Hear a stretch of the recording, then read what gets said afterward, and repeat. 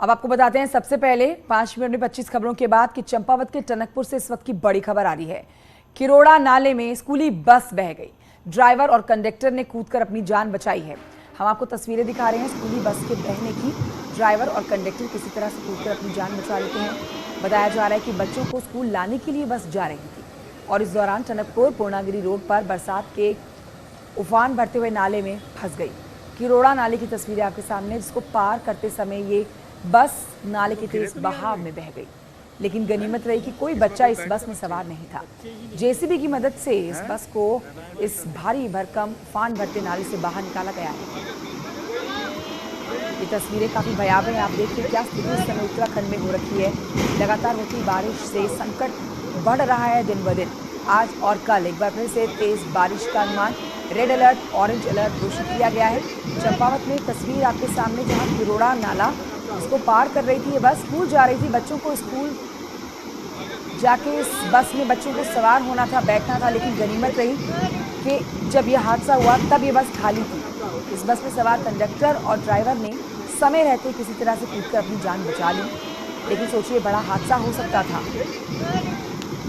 ये दो तस्वीरें आपके टेलीविजन स्क्रीन पर। हालांकि जेसीबी की मदद से इस बस को बाहर निकाल लिया गया है, लेकिन सवाल अब भी बरकरार है कि इतनी भारी भरकम बारिश, अगर ये हादसा स्कूल की बच्चों की भरी हुई बस में होता तो कितना बड़ा नुकसान हो सकता था।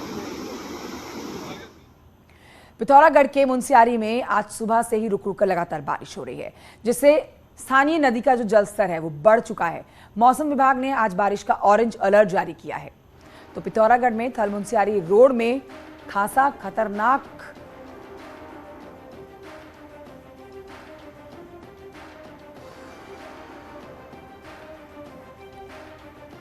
पिथौरागढ़ में थल मुनस्यारी रोड की तस्वीरें आपके सामने, जहां पर आवाजाही करना बेहद खतरनाक हो चुका है। जान जोखिम में डाल के इस तरह से रास्ता पार किया जा रहा है।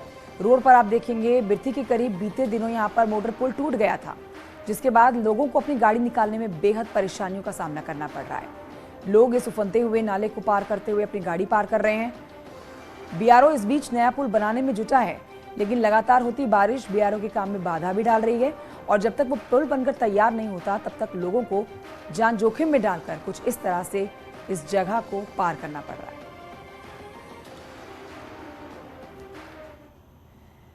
तो देखिए, मानसून की बारिश और बाढ़ इस वक्त देश के कई राज्यों में हाल बेहाल है।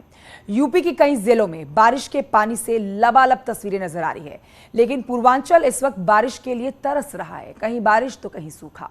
खेतों में मानो धूल उड़ रही है। लोग अपने अपने तरीके से इंद्रदेव को मनाने में, प्रसन्न करने में जुटे हैं, ताकि बरसात हो और उनके खेत फिर खिलखिला उठे। इस वक्त मानसून की बारिश से कई राज्य बाढ़ की चपेट में है। यूपी के पश्चिमी इलाके में बारिश से नदियां उफान पर हैं, लेकिन पूर्वांचल भीषण सूखे की मार झेल रहा है। अंबेडकर नगर में किसानों ने धान की रोपाई तो कर दी, लेकिन बारिश न होने से फसलों को बचाए रखना मुश्किल हो चुका है। खेतों में दरारें आ चुकी हैं। चुनौती ज्यादा इसलिए है कि नलकूप का पानी भी सूख रहा है। बारिश न होने से सर बहुत समस्या, हमारा धान सूख रहा है। अभी जब से धान लगाया हूँ 3 बार सिंचाई हो गया अभी उसका। बोरिंग भी पानी छोड़ दे रहा है। जन बनवावे बरसात न हो कारण सब परेशान, वह महीना परेशान है। मान लो बरसात हो तो कौन जरूरत रहा, लेकिन बरसात ना हो तो नाते अब कुल परेशानी है। धान वान बैठा डाले, अब बैठा डाले हो तो का करे, परेशान हो। बलरामपुर में भी हालात वैसे ही हैं। नेपाल सीमा से सटा बलरामपुर का तराई इलाका भी इस बार भीषण गर्मी की चपेट में है। बाढ़ से प्रभावित ये जिला इस बार सूखे की मार झेल रहा है। किसानों का कहना है कि यदि 4-5 दिन यही स्थिति बनी रही तो इस क्षेत्र में धान की फसल पूरी तरह नष्ट हो जाएगी। बरसात नहीं हुए तो खराब हुई करी सब। आज तक बरसातें जब नहीं भय और ना अभी उम्मीद है कि बरसात हो के। अब धान बिल्कुल खत्म है, सुनने बराबर है। रोपाई है, रोपाई हो तो फिर सूख जाता है तो फायदा क्या है उसे। दिक्कत यह है कि जब पानी नहीं बरसत है तो गन्ना भर सूखेगा, धान बैठावागा वो सब जेरीगा। और अभी हो ना है कि फिर से फिर बैठाई दियो तो घर में जो कुछ हो तो भरा जाए तो घरों में कुछ नहीं रहेगा। मानसून की बेरुखी से आजमगढ़ भी सूखे की चपेट में है। यही वजह है कि यहाँ के लोग अब बारिश के लिए टोटके का सहारा ले रहे हैं। नमाज पढ़कर मुस्लिम समुदाय के लोगों ने बारिश की दुआ मांगी। खेती तो देखिए बहुत मेहनत से हो रही है यहाँ पे, क्योंकि पानी का कोई सुविधा नहीं है यहाँ पे। ठीक है, कैसे भी करके लाइट रहती है तो थोड़ा बहुत मैनेज कर करके समरसेबल के पानी से हम लोग खेती करते हैं यहाँ पे। धान का कटोरा कहा जाने वाला चंदौली इलाका भी बारिश से इस बार अछूता रह गया है। सावन भी आ चुका, लेकिन किसान अभी तक अच्छी बारिश का इंतजार ही कर रहे हैं ताकि वो अपने खेत में धान की रोपाई कर सके। बहुत बड़ी समस्या है, यही आधार है कृषि। अगर हम नहीं पैदा कर पाते हैं तो हम लोग का जीना मुश्किल हो जाएगा। आधार बस एक ही बचेगा, फिर सरकार की तरफ, सूर्य की तरफ देखते देखते आसमान की तरफ, सरकार की तरफ देखना पड़ेगा। पानी का कोनो व्यवस्था ना है, बस एक पड़ल बा, कोई सुला नहीं, न रोपात बा, न सोहात बा, न कुछ नहीं होत बा, मरद बढ़िया खैले बिना नहीं हुई तो बहुत स्थिति खराब हो जाएगी, भूखमरी आ जाएगी। अब आर्थिक स्थिति कमजोर हो जाएगी, किसानों के खाने पीने के दुश्वार हो जाएंगे। कानपुर देहात में आषाढ़ के मौसम में खेतों से धूल उड़ रही है। पानी के अभाव के कारण धान की बेड़ इस समय सूख रही है। यही वजह है कि बारिश के लिए महिलाएं भगवान इंद्र को खुश करने के लिए नए नए जतन अपना रही हैं। महिलाओं ने खेत में पूजा की और हल चलाकर इंद्रदेव को खुश करने की कोशिश की ताकि बारिश हो जाए। इसलिए किया है कि पहले से ये परंपरा की रीत चली आई है हमारे गांव में कि लोग, हमारे पूर्वज भी ये कहा करते थे कि अगर बारिश ना हो, कभी भी सूखा पड़ जाए तो महिलाएं अगर हल चला के हल जोतती हैं और इसका पूजन करती हैं तो बारिश हो जाती है। इंद्रदेव उनके ऊपर खुश होते हैं कि देखो बेचारी महिलाएं जोत रही हैं। पानी बरसने के लिए हल चलाया जा रहा है, पानी बरसेगा भगवान पे, इंद्रदेव पे। मुझे पूरा विश्वास है कि वो खुश होकर के पानी बरसाएंगे। कुल मिलाकर इस वक्त लगभग पूरा पूर्वांचल बारिश की बाट जोह रहा है। भगवान इंद्र को खुश करने के टोटके भी कर रहे हैं, क्योंकि अगर बारिश नहीं हुई तो किसानों की जिंदगी पर संकट गहरा जाएगा। Bureau report, news 18। और आइए इस वक्त की बड़ी खबर आपको बताएंगे। अग्निपथ योजना से जुड़ी हुई बड़ी खबर। सुप्रीम कोर्ट ने सभी केस किए हैं ट्रांसफर।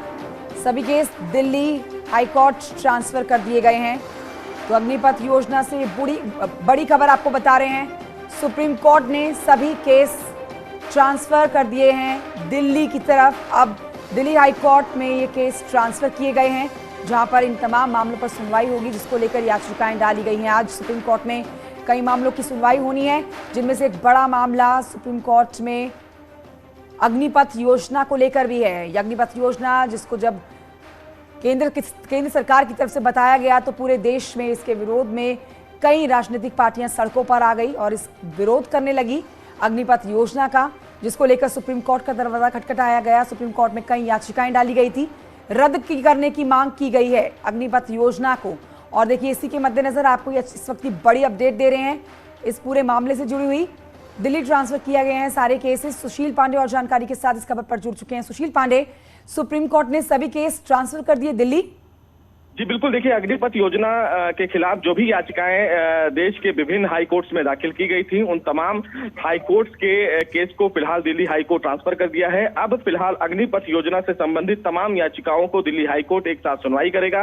सुप्रीम कोर्ट ने ये कहा है कि अग्निपथ के खिलाफ जो भी याचिकाएं विभिन्न राज्यों में दाखिल की गई हैं, जिसमें इलाहाबाद हाई कोर्ट है, जिसमें पटना हाई कोर्ट है, पंजाब हाई कोर्ट है, उन तमाम याचिकाओं को फिलहाल अब ट्रांसफर करके दिल्ली हाई कोर्ट भेजा जाएगा और अब दिल्ली हाई कोर्ट एक साथ तमाम याचिकाओं पर सुनवाई करेगा।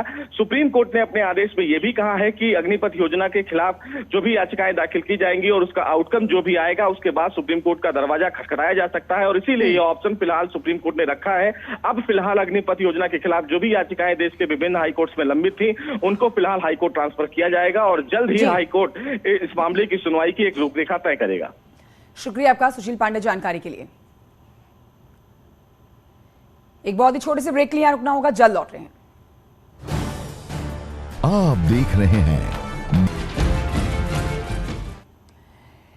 अब आपके सामने एक ऐसी खबर जो हर अभिभावक के लिए एक बहुत बड़ा सबक बनेगी। सबक ये कि अगर आपके घर के आसपास बंदरों का झुंड रहता है तो बेहद सावधान हो जाइए। इस खबर को ध्यान से देखिए। बरेली में बंदरों के एक झुंड ने पिता की गोद से बच्चे को छीना और चौथी मंजिल से नीचे फेंक दिया। कहां, क्यों और कैसे हुई ये दर्दनाक घटना, देखिए इस रिपोर्ट में।